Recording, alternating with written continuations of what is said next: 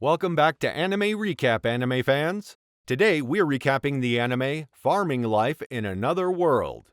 This anime is a little different than your typical anime. It opens with Hiraku waking up from a dream that features him in his past life. In his past life, his existence was wretched. He had a terminal illness that killed him and was surrounded by horrible people. When he died, the god he met in the afterlife told him that his crappy life was a mistake and not meant for him. To make up for the mistake, God tells Hiraku he will grant him anything. After thinking it over, Hiraku says he simply wants to be a farmer. He watched a lot of TV while he was sick and agricultural documentaries were his favorite. God grants this wish. In his new life, Hiraku wakes in a young, handsome, and healthy body. He's also been gifted a super strong farming tool from God, ensuring he will be a successful farmer. The tool can turn into any tool needed and allows the user to use it without tiring himself out. It also makes all soil it touches fertile. When Hiraku shakes off the confusion, he realizes he's in a forest by himself. He's thrilled and immediately gets to work farming. In short time, he creates a well for water, makes a base camp near a large tree, and creates a field. We watch Hiraku continue to make a home and farm for himself. One day, while taking a short break, Hiraku is attacked by a crazy demonic rabbit. When Hiraku hits the rabbit with his omnipotent tool, the rabbit's head turns into fertile soil. Luckily, the body is still intact, so Hiraku creates lunch out of it. Later on, Hiraku creates his first field. Thanks to the farming tool, Hiraku doesn't even have to gather or plant his own seeds. He just thinks about a certain plant and the seeds are sown by the tool. The crops also grow incredibly fast. While the vegetables and plants grow, Hiraku adds a fence around his crops to protect them from wildlife like the demonic rabbits. Finally, the Hiraku's farm feels like a place he can call home. There's a well, an outhouse, a house, and rows of crops. While relaxing one day, Hiraku comes across two wounded wolves. Hiraku pities them and decides to feed and house them until they can take care of themselves again.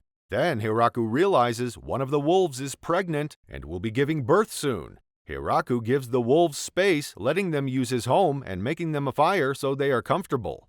Soon, little wolf puppies are born. Hiraku falls for the cute puppies and is quickly taking care of them and providing food for them. Because of Hiraku's kindness, the grown wolves decide to stick around, becoming his pets. He lets them stay in the house he built and builds a new one for himself. Hiraku is happy to have these new companions to protect him and his crops and keep him company. God decides to check in and realizes he has placed Hiraku in the middle of a forest called Death Forest. The forest is filled with demonic animals and creatures. God can't believe he messed up Hiraku's luck yet again. Meanwhile, Hiraku is unaware of the danger and just enjoying his new farming life. He has even built a shrine to God to show how grateful he is. One day, Hiraku decides it's time to expand the farm. He leaves his little base and wanders the forest to map out some new space.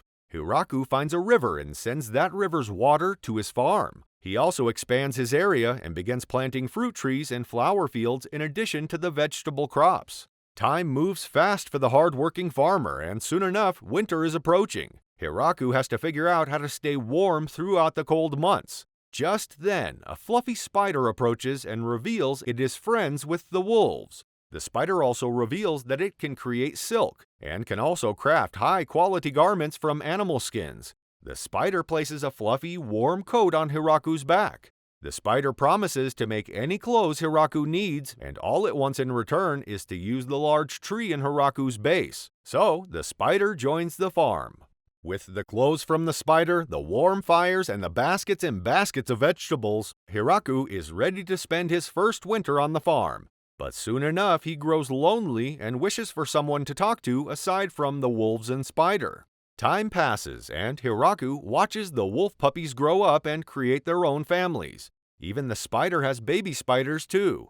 Hiraku is surrounded by animals with families, and even though he appreciates their company and considers them companions, it only makes him feel more alone.